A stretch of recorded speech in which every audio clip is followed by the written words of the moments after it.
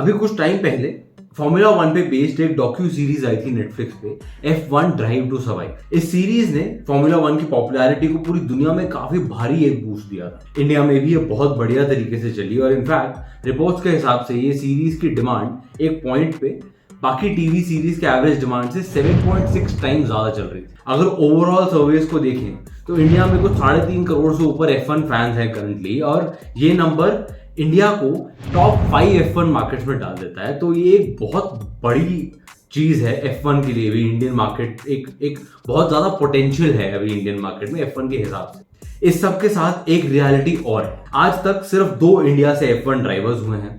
एक Indian F1 team भी थी, बट वो सिर्फ नाम के लिए फोर्स इंडिया थी। एक इंडियन ग्रां प्री होता था, वो भी फेल हो गया। तो इस सब में एक सवाल आता है, क्या F1 और मोटर स्पोर्ट्स इन जनरल कभी एक्चुअली सक्सेसफुल हो पाएंगे इंडिया में? Hello and welcome back to sports hub. आज बात कर रहे हैं इंडिया में F1 और मोटर स्पोर्ट्स की रियलिटी की, जो एक पुश सा चल रहा है इंडियन मार्केट को लेकर उसकी, और क्या वो फैक्टर्स हैं, क्या वो चीजें हैं जो एक्चुअली शायद कभी इंडिया में F1 और मोटर स्पोर्ट्स को सक्सेसफुल ना होने। Let's go.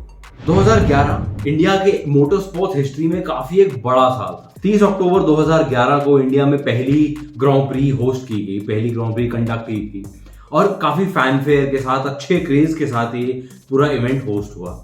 इसके लिए एक नया सर्किट लगाया गया ग्रेटर नोएडा में, बुद्ध इंटरनेशनल सर्किट के नाम से। 95,000 फैंस आए पहली रेस देखने के लिए इंडिया में। एंड ओवरऑल अगर देखें तो ये एक बड़ा मोमेंट था इंडिया का, एक तरह से एंट्री था मोटर स्पोर्ट्स की दुनिया में, F1 की दुनिया में इंडिया की एक प्रॉपर एंट्री थी। इसको अभी अगर वापस देखते हैं तो एक काफी अच्छी कमिंग टुगेदर थी, उससे पहले जो चीजें हो रही थी उनकी भी। इससे पहले नारायण कार्तिकेयन पहले इंडियन F1 ड्राइवर बने थे 2005 में। 2010 में करुण चंदोक ने भी F1 में ड्राइव किया। 2007 में एक इंडियन F1 टीम बनती है फोर्स इंडिया के नाम से, विजय माल्या की लीडरशिप में। 2011 में सहारा परिवार इस टीम में एक स्टेक खरीदता है और इस टीम का नाम हो जाता है सहारा फोर्स इंडिया। वो अलग बात है, इंडिया अगेन पहले जैसे बोला, इंडिया सिर्फ नाम के लिए ही था, इसमें कभी इस टीम में कभी कोई इंडियन ड्राइवर नहीं रहा। पर जो भी है, 2011 तक आते आते काफी सारी चीजें अलाइन हो रही थी एक तरह से, और इंडिया के लिए एक ग्रां प्री होस्ट करना, एक F1 रेस होस्ट करना एक बहुत बड़ा स्टेप था। बट यहीं पे कुछ इश्यूज भी आ रहे थे। 2011 में ही इंडियन गवर्नमेंट ने एक स्टेप लिया जिसमें ये उन्होंने कहा कि हम मोटर स्पोर्ट्स को, F1 को एटलीस्ट, हम स्पोर्ट नहीं गिनेंगे इसे, और ये एक एंटरटेनमेंट कैटेगरी में आएगा, और जो भी इसके इवेंट्स होंगे वो एंटरटेनमेंट कैटेगरी में आएंगे। अब इसका सबसे पहला और सीधा इफेक्ट आता है टैक्सेस। एंटरटेनमेंट टैक्स देना पड़ा F1 इवेंट को, जो कि था 28% एज अपोज टू जो कि अगर स्पोर्ट्स इवेंट का टैक्स होता वो रहता कुछ 18% का। अब पहले साल में क्रेज था, नॉवेल्टी थी, नई चीज थी सबके लिए, लोग भी आए, लोग टीवी व्यूअरशिप भी आई, स्पॉन्सरशिप भी आई, तो उतना रेवेन्यू हुआ अच्छा खासा, और उतना ज्यादा चुभा नहीं ऑर्गेनाइजर्स को ये 10% का difference. But second year onward, second year तक आते आते थोड़ा थोड़ा करके वो जो नई चीज वाला क्रेज होता है वो थोड़ा सा कम होना शुरू हो गया। एक आपका मेजर फैक्टर जो था कि F1 की टिकट्स, F1 इवेंट की टिकट बहुत ज्यादा महंगी थी। इनफैक्ट उस समय कोई भी एक क्रिकेट मैच की अगर बात करें, जो कि इंडिया में बहुत ही एक बड़ी चीज है, इंडियन क्रिकेट का तो बहुत ज्यादा क्रेज है ही, पर वहां पे भी क्रिकेट मैच की अगर बात करें, उस डिमांड की भी बात करें, तो एक क्रिकेट मैच की एवरेज टिकट प्राइस के 4 गुना एक सबसे सस्ती F1 रेस की टिकट थी। तो ये एक बहुत बड़ा फैक्टर था बाकी आम जनता के लिए भी, जो कि धीरे धीरे करके, ठीक है पहले साल में तो आगे बढ़ सारे लोग, 95,000 लोग कम नहीं होते, no doubt, but second year में फिर ये नंबर कम हो गया, 65,000 हो गया। फिर उसके बाद अगले साल थर्ड ईयर में ये नंबर और कम हो गया, कुछ 35-40 हजार तक रह गया।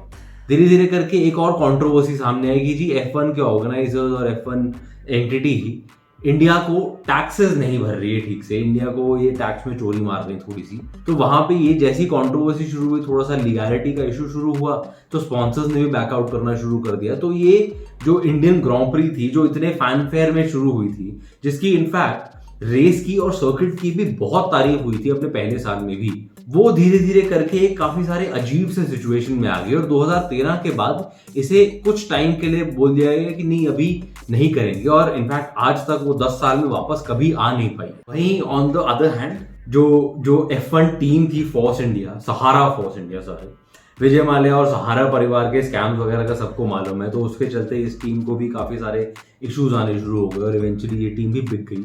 आज के डेट में रेस पॉइंट या कुछ नाम है। और अगर आप बाकी सब चीजों को भी कंसिडर करो, आप ड्राइवर्स को कंसिडर करो, नारायण कार्तिकेयन और करुण चंदोक के बाद कभी भी कोई ड्राइवर उस लेवल तक नहीं पहुंच पाया। और इन दोनों ने भी, ठीक है, इंडिया के लिए एक बहुत बड़ा एक मोमेंट था जब ये लोग पहुंचे थे। नारायण कार्तिकेयन जब वहां तक पहुंचे थे तो बहुत एक बड़ी ऑलमोस्ट गर्व की बात थी। पर इन दोनों ने भी कोई बहुत ज्यादा मार्क नहीं छोड़ा F1 पे, उस स्पॉट पे, उस रेसिंग सर्किट पे।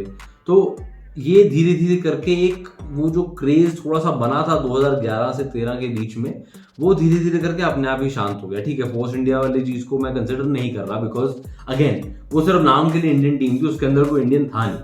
तो ये बोलना कि नहीं इंडिया को बहुत प्राइड फील होती अगर तो हम कुछ जीत जाते हैं फोर्स इंडिया के थ्रू, कुछ नहीं होता। हाँ, बट जो ड्राइवर्स थे उनसे शायद होता, और उसके बाद कोई नहीं आ पाया, वो एक बड़ा गैप है। अब ऐसा नहीं है कि मोटर स्पोर्ट्स का सारा वो खत्म हो गया, सारा जो मोमेंटम बन रहा था धीरे धीरे वो सारा एकदम ही जीरो हो गया ये पूरे इंसिडेंट के बाद। 2013 के बाद बुद्ध इंटरनेशनल सर्किट में भी काफी सारे इवेंट्स होस्ट हुए। जेके टायर वालों ने एक ट्रक रेस भी होस्ट करी थी कुछ साल वहां पे। उसके अलावा जो ड्राइवर्स की अगर बात करें तो जूनियर सीरीज भी काफी सारे ड्राइवर्स खेले इंडिया से, F3 F2 तक भी पहुंचे, F1 तक नहीं पहुंचे। मोटो जीपी जो बाइक इक्विवेलेंट होता है F1 का, वहां तक नहीं पहुंचे, बट जूनियर सीरीज तक पहुंचे हैं। क्रेज है अभी भी। आप अगर बात करें तो चेन्नई और कोयम्बटूर में प्रॉपर ट्रैक्स हैं, प्रॉपर एक्चुअली फैन फॉलोइंग है, लोग एक्चुअली देखने जाते हैं चीज़ों को, पार्टिसिपेट करते हैं चीज़ों में। इनफैक्ट कोयम्बटूर को तो मोटो स्पोर्टिंग कैपिटल ऑफ इंडिया तक बोला जाता है आज की डेट में। अभी कुछ महीने पहले फॉर्मूला ई होस्ट हुई थी हैदराबाद में, काफी सक्सेसफुली होस्ट हुई थी, उन्होंने स्ट्रीट रेसिंग सर्किट बनाया थे। उसके अलावा मोटो जीपी जो अभी बात की मैंने, मोटो जीपी का इस साल सितंबर में इवेंट होस्ट होना है, पहली बार उनका ग्रांड प्री होस्ट होना है इंडिया में, बुद्ध इंटरनेशनल सर्किट में ही हो। तो ऐसा नहीं है कि वापस पुश नहीं हो रहा है, पर वो जो एक गैप आया है वो अभी तक फिल नहीं हो पाया। और यहाँ आते हैं फैक्टर्स जो कि हमें शायद पीछे खींच रहे हैं, इंडिया को पीछे खींच रहे हैं मोटर स्पोर्ट्स की दुनिया में एक्सेल करने से। पहला तो ये कि जी वो एक जो रेफरेंस पॉइंट रहता है किसी भी स्पोर्ट के लिए, किसी भी एक्टिविटी के लिए, वो हमारे पास नहीं है।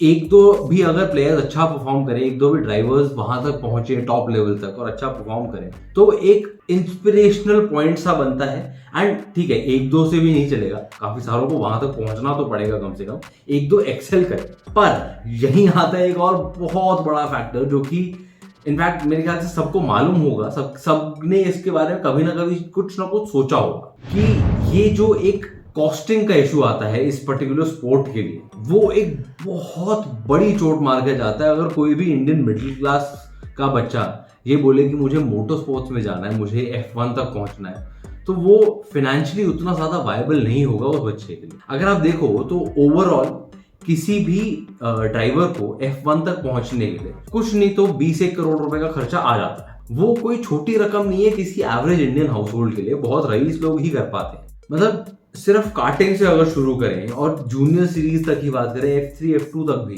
तो ही 20-25 करोड़ रुपए खर्च हो जाते हैं, उसके आगे तो और ज्यादा है। एंड ऐसा नहीं है कि आपको कोई स्पॉन्सर्स मिल जाएंगे, ऐसा नहीं है कोई आपको टीम्स वगैरह स्पॉट कर लेंगी बचपन के टाइम में ही। एंड अगेन इंडिया में बाकी स्पोर्ट्स के लिए नहीं मिलते हैं इतने आराम से स्पॉन्सर्स इतनी छोटी उम्र में। सबको ये होता है कि कोई अगर जीत गया कुछ तो उसे प्राइजेस देने चले जाएंगे हम लोग। पर पहले जब डेवलपमेंटल स्टेज है, जब किसी प्लेयर को आइडेंटिफाई करके बनाना है कुछ, वहां पे तो कहीं किसी के भी जेब से पैसे नहीं निकलते। ऐसे में इतने महंगे स्पोर्ट में अगर आपको स्पॉन्सर्स भी नहीं मिल रहे हैं, तो कितने ही लोग एक्चुअली ये कर पाएंगे कि अपने बच्चों को 5-6 साल की उम्र में ही इस पर्टिकुलर स्पोर्ट में, कार्टिंग में एटलीस्ट शुरू करवा दें और धीरे धीरे करके उसको बढ़ने दें, 20-25 करोड़ रुपए तक खर्च दें। उसके बाद फिर आपको शायद थोड़ी सी उम्मीद हो कि स्पॉन्सर कहीं कोई इसे देख लेगा। वो एक जेन्युइनली बहुत मुश्किल चीज़ है इंडिया जैसे देश में। फिर आता है इंफ्रास्ट्रक्चर। ठीक है, हर स्पोर्ट में आपको कभी ना कभी ऐसा लगेगा कि बच्चों को यंग एज में शुरू करना चाहिए, बट इस स्पोर्ट में तो एक्स्ट्रा यंग शुरू करते हैं। बाहर के देश में तो बच्चे 4-5 साल की उम्र में ही कार्टिंग शुरू करते हैं। इंडिया में वो सिस्टम नहीं है, वो इंफ्रास्ट्रक्चर नहीं है, वो सपोर्ट नहीं है, गाइडेंस नहीं है। इस पर्टिकुलर चीज को मोटर स्पोर्ट्स में करियर को एज अ वायबल ऑप्शन नहीं देखा जाता है, बिकॉज अगेन खर्चा और रिटर्न का अभी तक कोई तालमेल हुआ नहीं है। तो वहां पे एक काफी बड़ा इशू हो जाता है कि अगर आप बोलो कि बच्चे को शुरू में ही एकदम ट्रेनिंग देनी शुरू करनी है और उससे थोड़ा सा उसका एजुकेशन पे भी कॉम्प्रोमाइज़ होगा, स्कूलिंग पे भी थोड़ा सा आपको बैलेंस करके चलना पड़ेगा। उस चीज़ के लिए इंडिया जैसी कंट्री, इंडिया जैसा कल्चर उतने आराम से तैयार नहीं होगा, एंड वेरी फेयरली सो।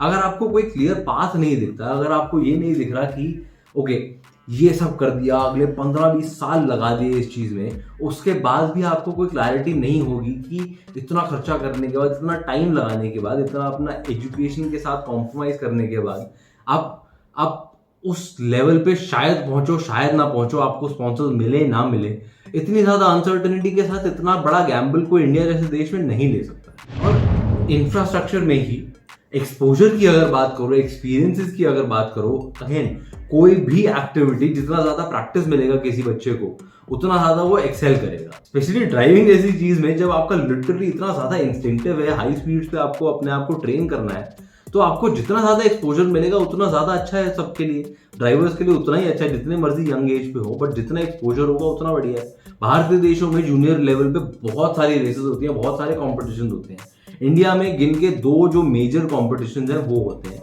उसके अलावा जो छोटे मोटे होते हैं उसमें सब शायद ना पहुंच पाए। उन 2 में तो इनफैक्ट आपको कंपलसरी है बच्चे को भेजना, पर उसके अलावा बहुत ज्यादा एक्सपोजर नहीं है बच्चों के पास। वो 2 का नाम है रोटेक्स मैक्स कार्टिंग चैंपियनशिप और इंडी कार्टिंग चैंपियनशिप। इस लेवल तक आते आते ही इनफैक्ट 15-20 लाख रुपए का खर्चा हो जाता है कई बच्चों का, एंड पेरेंट्स का, अगेन सब पेरेंट्स की बस की नहीं है, बहुत ही एक रिस्ट्रिक्टिव स्पोर्ट हो जाता है। स्पॉन्सर्स इस लेवल तक है ही नहीं सिंस ऑडियंस नहीं है, इवन बड़े लेवल पे स्पॉन्सर्स नहीं है सिंस ऑडियंस नहीं है।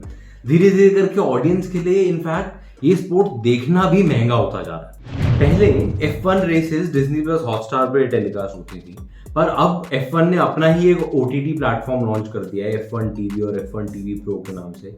F1 TV का शायद प्राइसिंग पूरे साल का 1650 रुपीज़ है और F1 TV Pro का प्राइसिंग 2475 रुपीज़ है। एंड सब वो नहीं पे करेंगे पूरे साल के लिए, वो भी एक बड़ा चैलेंज है ओवरकम करने के लिए। ठीक है, हमने जैसे पहले बात की कि इंडिया का टॉप 5 में नाम आता है बिगेस्ट ऑडियंस बेसिस की अगर बात करें, बट टॉप 20 में भी नहीं है इंडिया अगर टीवी व्यूअरशिप के नंबर्स की बात करें। तो ये एक बहुत अलार्मिंग स्टेटिस्टिक है और बहुत अलार्मिंग गैप है दोनों चीज़ों के बीच में।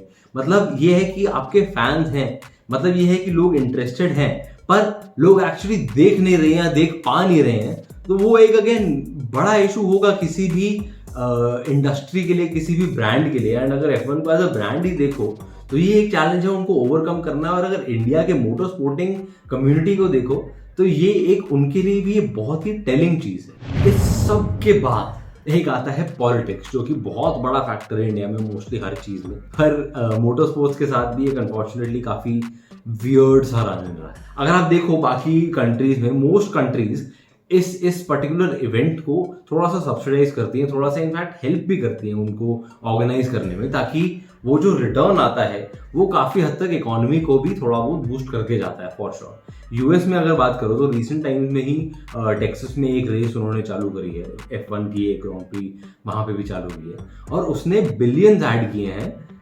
उस एरिया की इकोनॉमी में। इंडिया में 2011 में जो गवर्नमेंट थी उनके पास भी था ये ऑप्शन, उनके पास भी ये ऑप्शन था कि इनके साथ मिलके कुछ काम करें, उनके पास ऑप्शन था कि सर्किट बनाने में भी थोड़ी बहुत हेल्प कर दें, थोड़ी बहुत सब्सिडीज वगैरह कुछ दे दें, पर उन लोगों ने साफ मना कर दिया। एंटरटेनमेंट टैक्स लगाया वो अलग। तो ऐसे में 2000 करोड़ रुपए खर्च के जेपी ने अपने खर्चे पे, जेपी ग्रुप ने पूरा सर्किट बनाया। वो अब आज की डेट में वो सर्किट धूल खा रहा है, कुत्तों का प्लेग्राउंड बना हुआ है वो। उस टाइम पे अगर गवर्नमेंट ने थोड़ा बहुत सब्सिडाइज की होती चीजें, थोड़ा बहुत एक्चुअली वेलकम किया होता है इस पर्टिकुलर चीज को, तो काफी सारी जॉब्स भी क्रिएट होती इस इवेंट के अराउंड। काफी सारा एक इकोनॉमिक इंजेक्शन कह लो, एक थोड़ा सा बूस्ट कह लो, और कुछ नहीं तो थोड़ी सी हेल्प कह लो, थोड़ा सा फंड्स में एडिशन कह लो, वो सब तो होता। पर अगेन वो चीज का पोटेंशियल किसी ने पहचाना ही नहीं, किसी ने पहचानने की कोशिश ही नहीं करी। एंड अब आज की डेट में जब मोटो जीपी आने के लिए इंटरेस्टेड है, मोटो जीपी की रेस इंडिया में होनी है सितंबर में, तो वहां भी एक चैलेंज बन रहा है पॉलिटिक्स के साथ ही। जेपी ग्रुप और Yamuna expressway industrial development authority के बीच में कुछ ओनरशिप बैटल्स वगैरह चल रही हैं, इसका कुछ लीगल इश्यूज चल रहे हैं at this point in time. And ये ट्रैक अभी मेंटेनेंस मांगेगा, ये ट्रैक अभी एक्चुअली मरम्मत मांगेगा, पूरी रेनोवेशन मांगेगा, थोड़ी सी एडजस्टमेंट मांगेगा, क्योंकि उस टाइम पे ये गाड़ियों की रेसिंग के लिए बना था ट्रैक। अभी थोड़े बहुत एडजस्टमेंट्स करने पड़ेंगे, थोड़ा बहुत फिक्स करना पड़ेगा चीज़ों को। पर अगर ये लीगल बैटल्स ही रिजॉल्व नहीं हुए और सितंबर आ गया तो फिर हम लिटरली फिर से बेइज्जती कराएंगे पूरी दुनिया में कि यार उस टाइम पे भी नहीं हुआ था। 10 साल बाद हम आज की डेट में अगर बात कर रहे हैं कि नहीं अब हम नया इंडिया है, हम डेवलपमेंट की बात करते हैं, तो अब भी हम उस विजन को नहीं पहचानने की कोशिश कर रहे, तो ये एक थोड़ा सा इशू हो जाएगा अगर इस चीज़ को जल्दी रिजॉल्व नहीं किया गया तो। एंड बड़ा सैड सा लगता है ये बोलते हुए, सोचते हुए भी, बट टू बी ऑनेस्ट ये सारे जो इश्यूज हैं वो कहीं जाते नहीं लग रहे हैं टाइम। ठीक है, इंडिया में एंथुजियाज्म है, ठीक है, इंटरेस्ट भी धीरे धीरे और बढ़ रहा है वापस, ठीक है, इवेंट्स भी हो रहे हैं, कई लोग अपनी जेब से भी, कई जो एंथुजियास्ट हैं, जो पूरी कम्युनिटी है मोटर स्पोर्ट्स की, वो लोग अपनी जेब से पैसे खर्च के भी प्राइवेट इवेंट्स वगैरह ऑर्गेनाइज करवाते हैं। पर बड़े स्केल पे अगर बात करें तो जब तक ये जो बड़े बड़े इश्यूज हैं ये जब तक फिक्स नहीं होंगे तब तक बहुत ज़्यादा कुछ चेंज होगा नहीं। And at this point in time जहाँ पे चीज़ें हैं, जहाँ पे चीज़ें दिख रही हैं, वो ये पूरा स्पोर्ट जो है, ये पूरा मोटर स्पोर्ट्स की दुनिया है, ये मोस्टली रईस लोगों में ही टिक के रह गई है। एक्चुअली बहुत सारे लोगों तक नहीं पहुंच पा रही है, और रईस लोगों में भी वो लोग जो बच्चों को अपने बाहर भेज सकते हैं छोटी सी उम्र में और बाहर ही रख सकते हैं कि आपको वापस भी नहीं आना है कि आप ट्रेनिंग करके वापस आ जाओ, नहीं, बाहर ही रहो, रेस करो, पूरा टाइम घर से दूर रहो। तो ये जो सारे चैलेंजेस हैं, ठीक है, 2015-16 के आसपास इंडियन गवर्नमेंट ने कम से कम इसे स्पोर्ट तो रिकॉग्नाइज कर दिया वापस, पर उसके अलावा भी बहुत सारे इश्यूज हैं एंड अनफॉर्चुनेटली इतने आराम से ठीक होते नहीं लग रहे हैं। एंड बिकॉज वो इतने आराम से ठीक होते नहीं लग रहे, अनफॉर्चुनेटली ऐसा लग नहीं रहा कि एनी टाइम सून इंडिया में मोटर स्पोर्ट्स का बहुत एक ब्राइट फ्यूचर होने वाला है। आपके हिसाब से आपको क्या लगता है? हो सकता है मैं बिल्कुल ही बेतुकी बातें कर रहा हूँ आपके हिसाब से, वो हमें कमेंट्स में जरूर बताएं अगर आप इस चीज से अग्री करते हैं या डिसएग्री करते हैं, जो भी। अगर आपको लगता है कि इस चीज में और भी कोई फैक्टर्स हैं जो हमें पीछे रोक रहे हैं, जो इस स्पोर्ट को ज्यादा लोगों तक नहीं पहुंचने दे पा रहे, तो वो भी हमें कमेंट्स में जरूर। वीडियो अगर पसंद आए तो नीचे लाइक का बटन प्लीज दबा दो और इस वीडियो को ज्यादा से ज्यादा लोगों के साथ शेयर करो। इस टाइप का और कंटेंट देखने के लिए इंडियन स्पोर्ट्स के अराउंड, इंडियन स्पोर्ट्स के लिए जो चीजें हो रही हैं, इंडियन स्पोर्ट्स में जो अचीवमेंट्स वगैरह हो रही हैं, उस सब के आसपास की स्टोरीज देखने के लिए इस चैनल को सब्सक्राइब करना ना भूलें। मिलते हैं आपसे अगले वीडियो में।